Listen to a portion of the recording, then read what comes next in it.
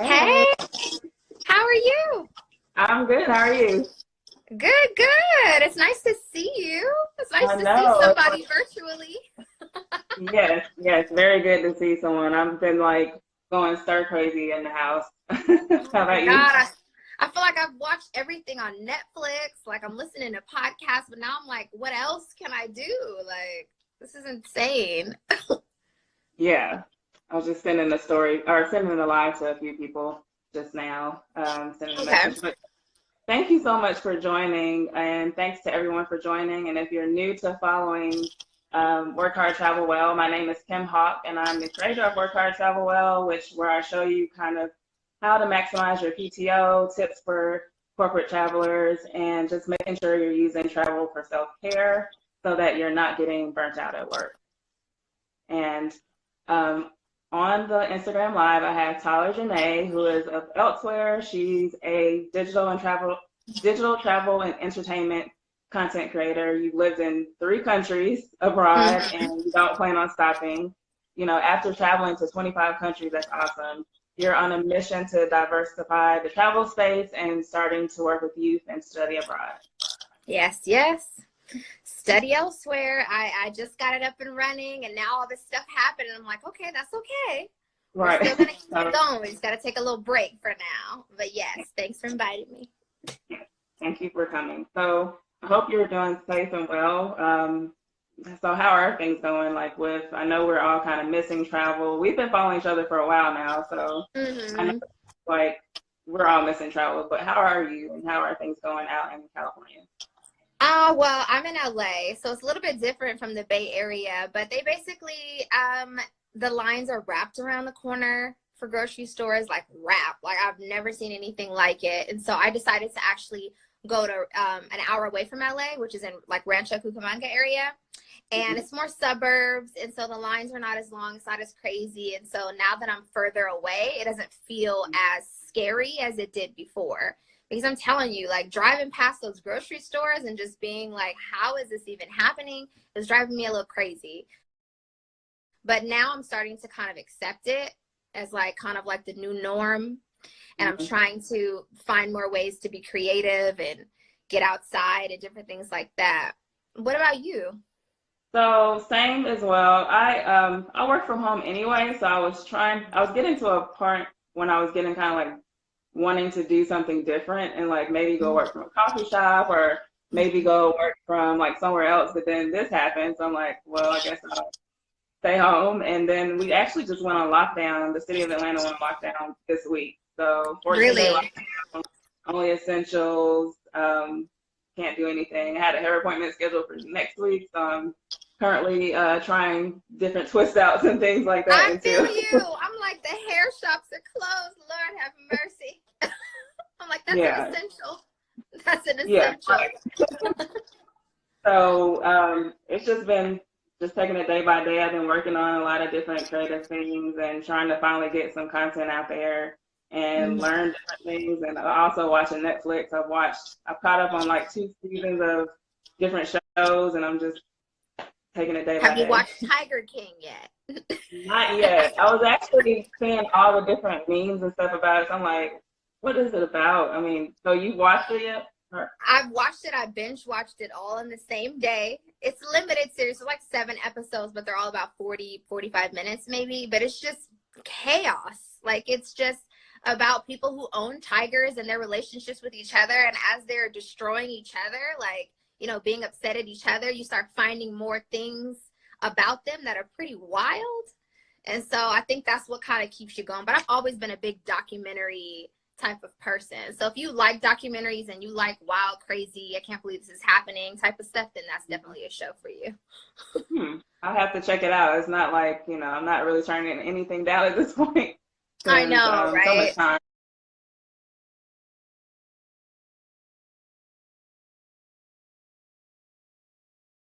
to check it out. But I really wanted to create this Jet Set Lounge because I think of a lounge areas where we're all kind of like waiting to travel. And right Mm. now we're just like waiting together until we can travel because, I have a trip coming up that I'll probably have to postpone and just wanted to bring people that are like really interested in travel together to Mhm. talk about Mhm. different things and even things about life, just so we can kind of like get through these next few weeks or however long we have. Yeah, Um, we need I this. know, yeah, yeah. But I know we talked about on your podcast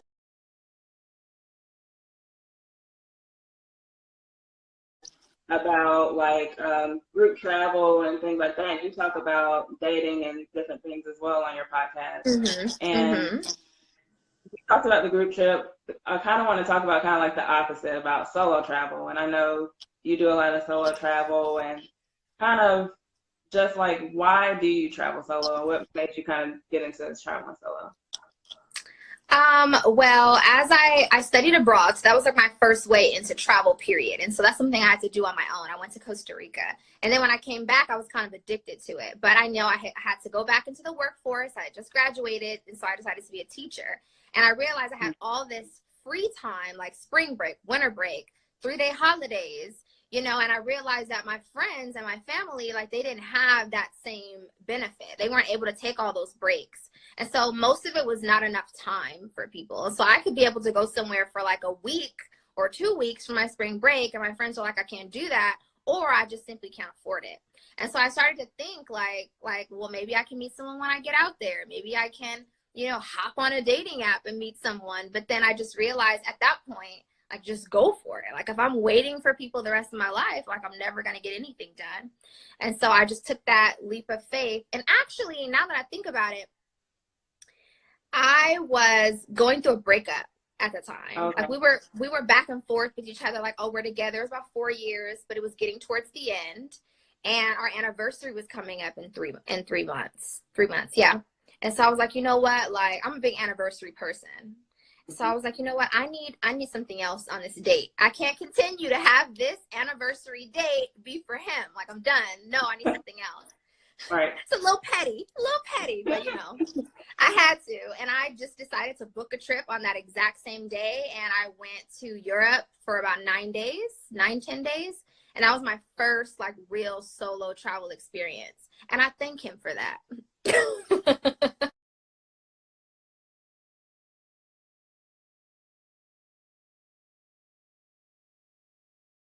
So did you just go all over Europe or was there? Yeah, it was a Kentucky tour. Have you heard of Kentucky? Yes, I have. Yeah, so for the people who don't know, it's kind of like a hostel on wheels is kind of what it is. And it's 18 to 35-year-olds, and it's all about like adventure and hostel and budget and everything. And so we went to Europe. We kind of did the whole London, Paris, what else? Switzerland. We kind of just did that whole Italy type of thing. We weren't really in one place for too long.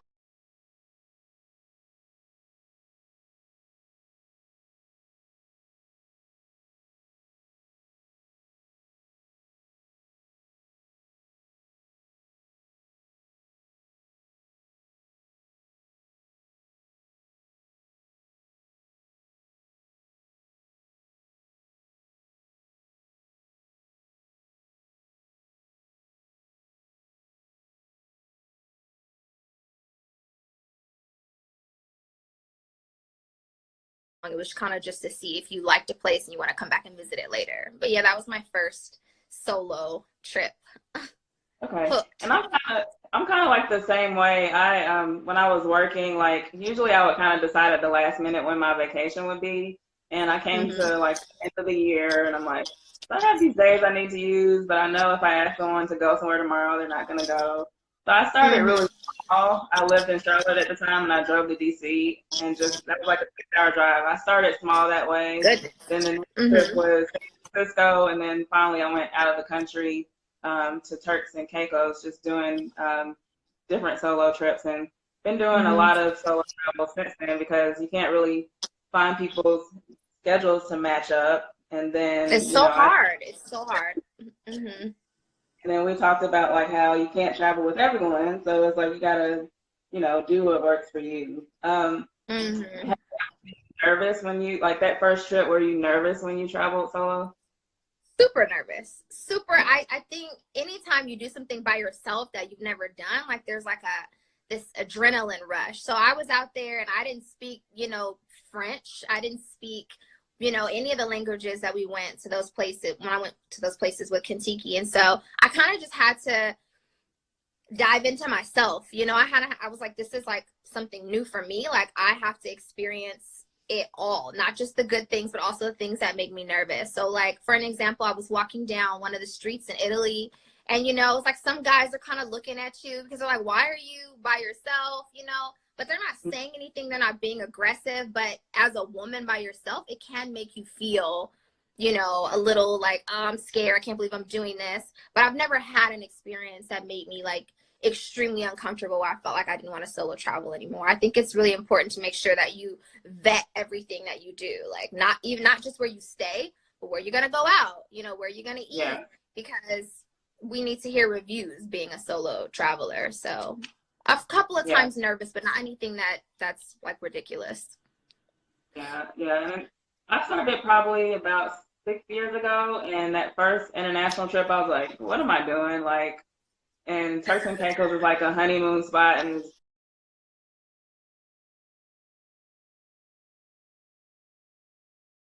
beaches. I'm like, what am I going to do there? But it turned out to be good.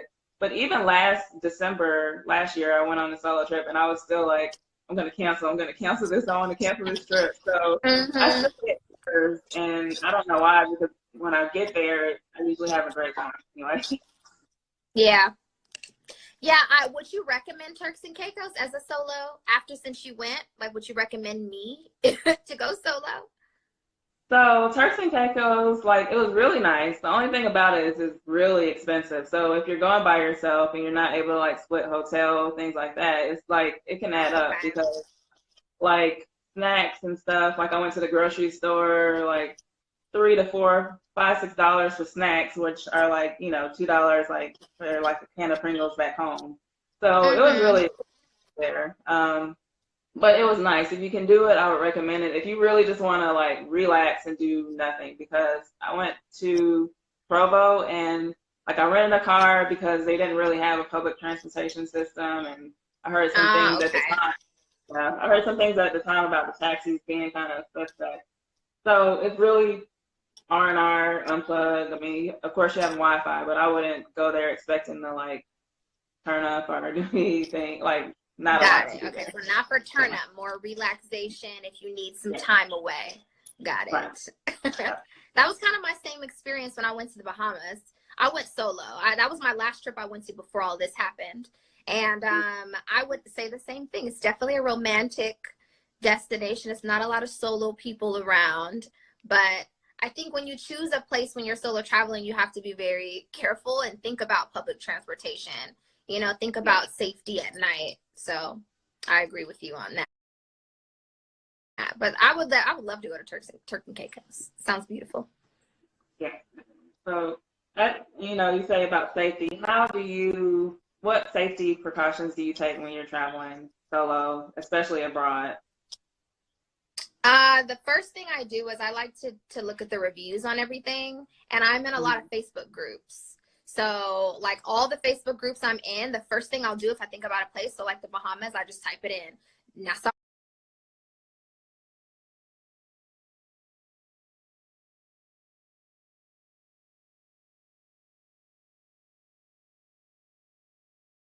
Bahamas, or like wherever I'm going, and then I look and see all the places that people have went to, and then I also put on the side solo traveler, right? Because I want to make sure that these are not just group people, that these people can also be trusted with a woman, and not be creepy. Because that's my biggest fear, is I'm gonna end up with somebody that's just a creepster, Yeah.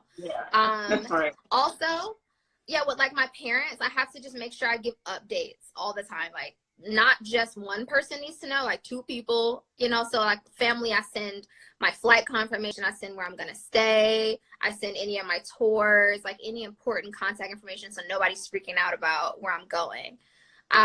What else do I do? I make sure I have an international plan, because my worst fear is to be stuck somewhere and not have Wi-Fi and not have a way to call anybody. So that's a huge one that keeps me safe and makes me feel comfortable when I'm traveling solo. Yeah, and I agree with all of those. I definitely check out Facebook groups as well. That's like gaining valuable information. Sometimes Twitter, but mostly Facebook, and I'll ask people if they've already been there. I don't really share it with my family, but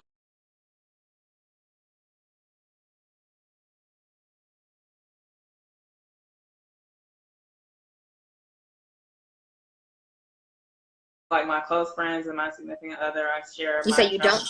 you don't share with your family? Not with my family because people probably gonna be like, what? But my family does not. They think I'm crazy for like traveling solo. They like, Oh, mm-hmm. so I'm like the only one in my family that has like the travel bug. Like some of my family doesn't even want to get on planes. It's to that point. So Really? so I tell them when I get back, I might, show them a picture when I get back or send them a souvenir like, oh, we didn't even know you went somewhere. And they're like, oh, we thought so because we hadn't heard from you in a while. So most people I'll share it with, but my family, I really don't want that negativity because they're like very worrisome about it. So I just kind of want to stay in a good space when I'm traveling solo because I'm already most of the times nervous, like I said before. And I just, Yeah, that makes sense. Yeah.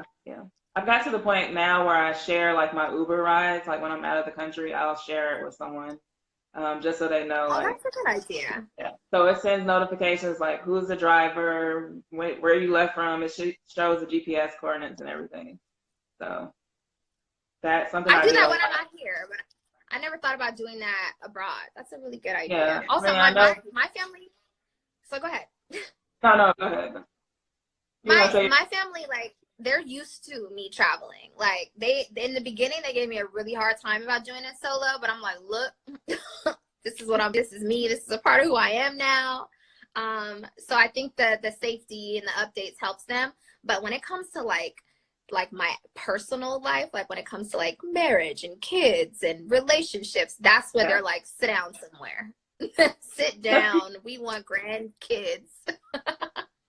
Yeah, and that's interesting because I remember you wrote an article about like if you travel too much, does that like affect your love life or being able to find love? Do you still think that way, or does your family still think that way? Or My family, I think, definitely thinks that way. But me, I always, had this idea like, oh, I was going to travel somewhere and meet this marvelous man. Like I was going to go to South Africa and just get married. Like that was always what I had thought of for myself. Didn't happen, not yet. But my family, they think that the reason why I haven't like been in a relationship in a long time is because I'm always gone. And they're like, how can you develop a relationship with someone if you're not here? And I'm like, I'm here more than enough time, more than enough days out the year for us to make it work. So I don't necessarily think that's the full reason. It could be part. What do you think? I don't really know anymore. I think you can always find someone that likes to travel. Like before, maybe I felt that way, but now that I'm in a relationship, like that person likes to travel. He likes to travel, and he's okay with me going on solo trips. So that's it. That's where it is right there. Not a lot of guys are okay with that. Yeah. I mean, probably at first, maybe he wasn't like maybe just a little, but I kind of explained to him like you explained to your family, like, hey, this is who I am. And he knew about my blog and everything before, so he knew I like to travel, and I just keep him updated, and like I share with him my Uber stuff when I'm abroad, and I'm on WhatsApp with him and everything. So I think once you find someone, there's someone for you that will be willing to accept all of that. So it's always about right time, and it's always what's meant for you. So that's how I feel about it. I feel like he's out there. He's out there, whether I'm traveling or not. What's for me is for me. Yeah, exactly. So when you've been abroad and like doing the solo trips, how has the dating? I know you've mentioned maybe in some of your podcasts that you've done Tinder and things like that. How do you feel comfortable going on dates a lot out there, or how do you feel about that? I've been on numerous dates overseas, but it was difficult at first, because there's a lot of cultural differences. Like I can only talk about the countries I've dated in. So for Spain, for example, in my experience, the men that I've dated, I'm not going to say the whole country of men, but the men that I've dated were very like they want you to themselves very quickly. You know, like they don't want to do the whole talking. Like they're like, do we get to know each other for a little bit? Now we're together type thing. And that's different from the States. You know, out here we have like 6 or 7 different stages: talking, Right. dating, getting to know each other. Then you're finally in a committed relationship. So it was different for me. But I also think that it started off with just trying to meet people when I was traveling. So like a friend had recommended to me, you know, just hop on a dating app and see what happens. And I've met a couple of really cool people from there. And I know Bumble also has one where you can not just meet for romantic reasons, but you can also like meet a friend, like meet a bestie or something. So I think it's all about just meeting new people. And it's fun because if you really hang out with them for a long time and you like them, you know, you have someone to hang out with next time you decide to go back out there in that country. It's all about just being safe and making sure people know where you are and what you're doing. Yeah. Yeah. Okay. I haven't done, when I was single, I haven't really done the apps. I have the Turks and Caicos trip I talked about. I did like meet people just by going to like maybe out to eat. Because I would usually sit at the bar because I didn't want to, at the time, I'm more comfortable now sitting at a table. But at the time, on a solo trip, I just sit at the bar and I'd meet people that way. So I definitely didn't like give all the information, but I noticed like I was just on the beach and noticed a guy, he was like trying to basically tell me he was in love already, just like from See, and I'm like, slow I down. think he's coming from. I'm like, this is a bit much. So Uh-huh. I didn't really Where use was my that? real information. That was in Turks and Caicos. I Okay. didn't use like my real information or anything. I gave like my Google Voice number and stuff like that. So I wasn't really Your Google not, voice. That's funny. I'm not really like I'm a little Mm. work I guess a little more nervous to do that at the time. So. But Yeah. that's good. They have Bumble and stuff like that. I didn't even know that. Like even if you just want to look for someone to like hang out with, that's pretty cool. Yeah, and then we're still friends to this day, even if it didn't work out romantically. You know, like I still have somebody to go have drinks with when I go overseas. And so, but as far as committed, you know, relationships abroad, I haven't experienced that type of, you know, where it's like enough to want to stay in a country. But Yeah. I mean, I think I could. I think I could. I think if I fell in love overseas, I think I could move abroad. Do you think you could do that? I could definitely move abroad. Like when I went to my last solo trip was actually to like South Africa and also to Zimbabwe and Zambia. And Okay. I've been thinking a lot lately about like moving abroad just because of before even, you know, COVID-19, just what's been going on. Mm-hmm. I've been thinking about it, but it would definitely have to, for me, probably after starting a family here first and then moving abroad. Like I might want to have Mm-hmm. kids because of the family that I have here now. Yeah, that's beautiful. But how do people like, I know your family's used to it, but how do people perceive your solo travels? Do they think it's weird or like when you're abroad, do you like talk to people like, hey, I'm here by myself? And do you get like, what? Or, you know, just different reactions? Well, actually, it's interesting to me. Most people, when I say that I'm traveling solo, like they don't believe that I'm traveling solo. Like they believe like I'm trying to meet, you know, a sugar daddy or something overseas. You know, like there's no way Tyler could just be traveling by herself. Like people have a hard time accepting that, you know? And so they judge you on it and they're like, "Oh, well, how are you able to afford it?" And they don't understand like I'm looking for flight deals all the time. You know, like that's the only reason I go to a lot of places because I find like $200 deals. Like I found a $210 deal to Iceland and I was gone. You know, so I think it really it's all about budget, you know, for me, and people don't see that. They think it's like this luxury extravagant, you know, type of trip. So that's been hard in the beginning, trying to explain to people that I'm not rich. I don't have a whole bunch of money. You know, I just prioritize.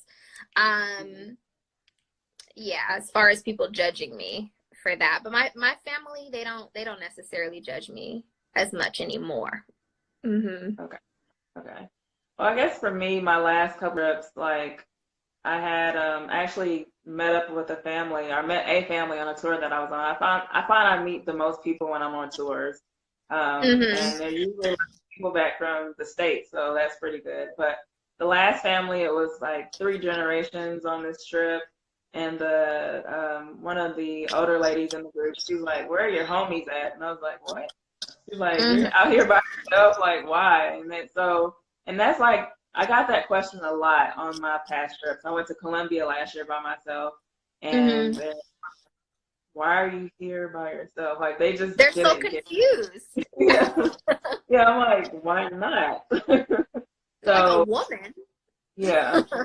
Strange. So I feel that kind of, that judgment. And I know, like, I went to Mountain in Cape Town, and I was waiting in line, and someone heard me talking. They're like, "Oh, you must be back from the States," and they said they were.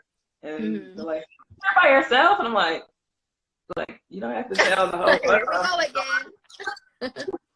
And that happened another time in Cape Town. I'm on like a tour van, and the lady's like, "Are you here by yourself?" And like, still just like in front of people. It was just kind of weird to have that question asked. Do Like, you notice that they kind of try to, like, they want to coddle you as like a single female traveler by yourself? Like, they're like, oh, do you want to come with us? Do you want to, like, I notice people yeah, are a little bit more kind. yeah, so people are definitely a lot more kind. When I was in Victoria Falls, that group trip that I talked about, the tour I went on, one of the ladies of the group, she was like, "Here, take my number." I told her I was walking across the bridge to go to Livingstone in Zambia and meeting a tour guide there. She's like, "Let me know when you get back to the hotel," because we were all staying in the hotel. And I just like, okay, and I let her know, but it was just kind of like, it was nice that she was concerned for me getting back to the hotel. Yeah, I love that. I like the hospitality when you go somewhere and people are just like, oh, like, come sit with us. But as being solo, as a traveler, like, you can decide whether you want to be around people or you don't, you know?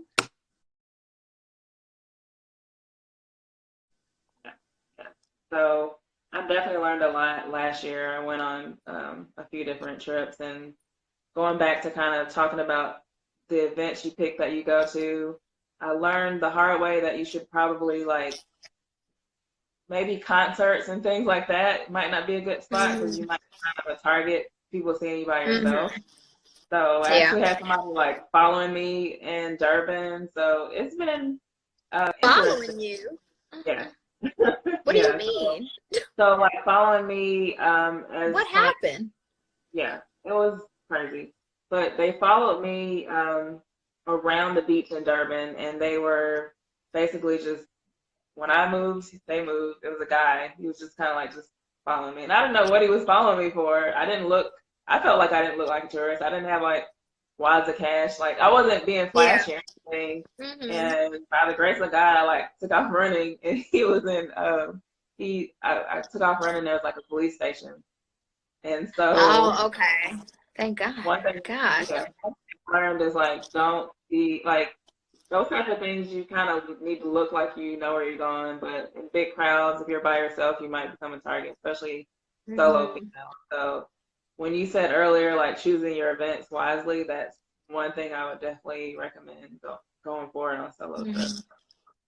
Yeah, and someone recommended to me, if I'm out and I'm solo somewhere and let's say I can't figure out where I'm going or my Wi-Fi goes out or something, like, don't just sit out there on your phone trying to figure out what you're doing. Like, get in somewhere where people can't see that you look confused. Figure it out and then keep it pushing. You don't want to stick out and look like you don't know what you're doing at all.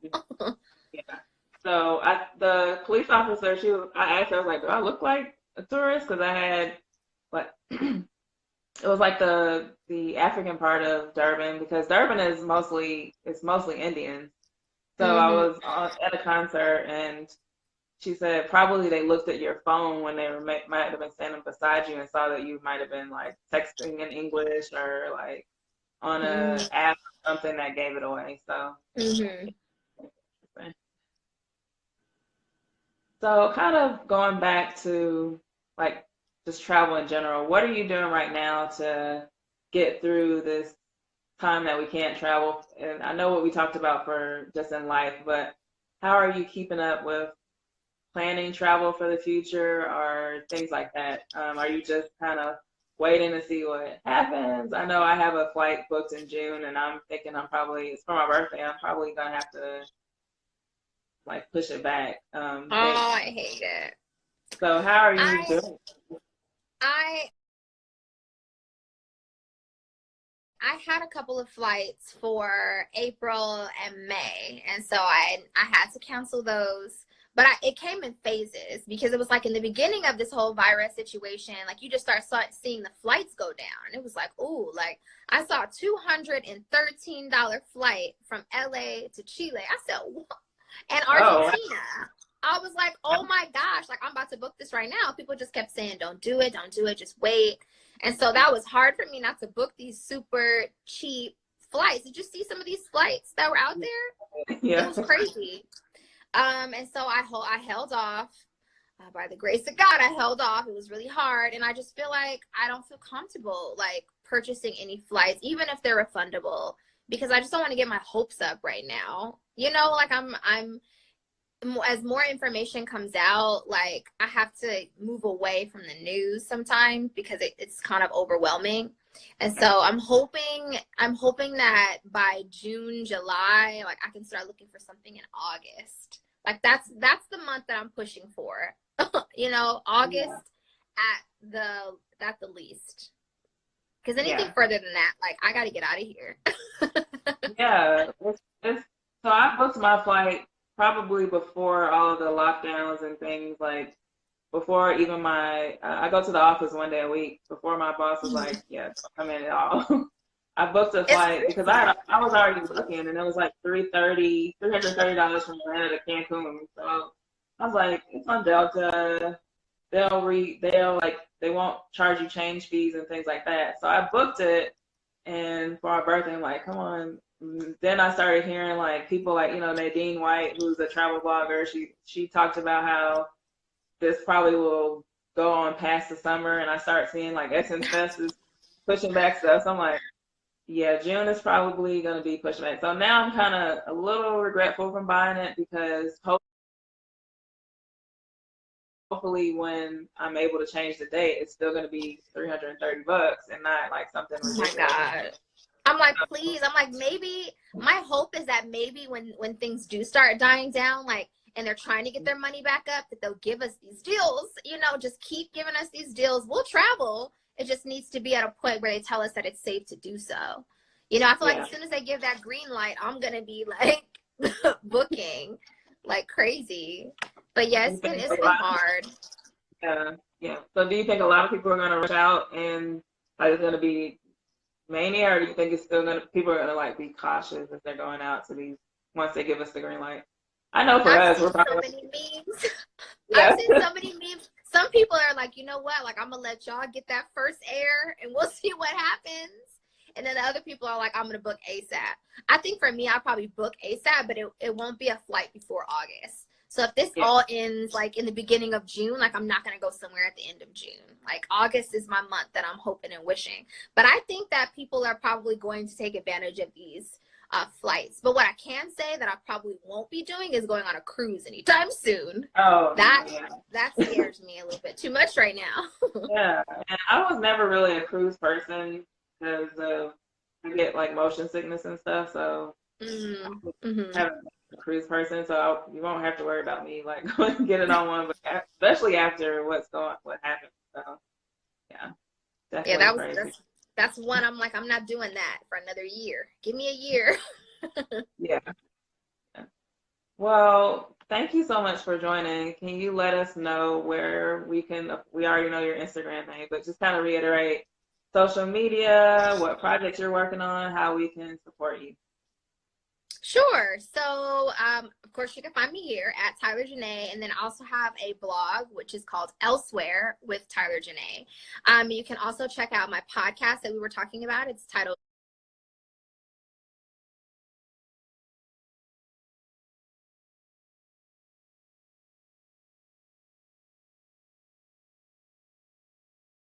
Turbulence. It's on all podcasting platforms, Apple Music, Spotify. And Turbulence, we talk all about the traveler's perspectives of dating and relationships. That's not just relationships with, romantically, but that's also with friends, like Kim talked about earlier. So you can find that on any Apple podcasting platforms, Turbulence. Yep. And that's where you can find me.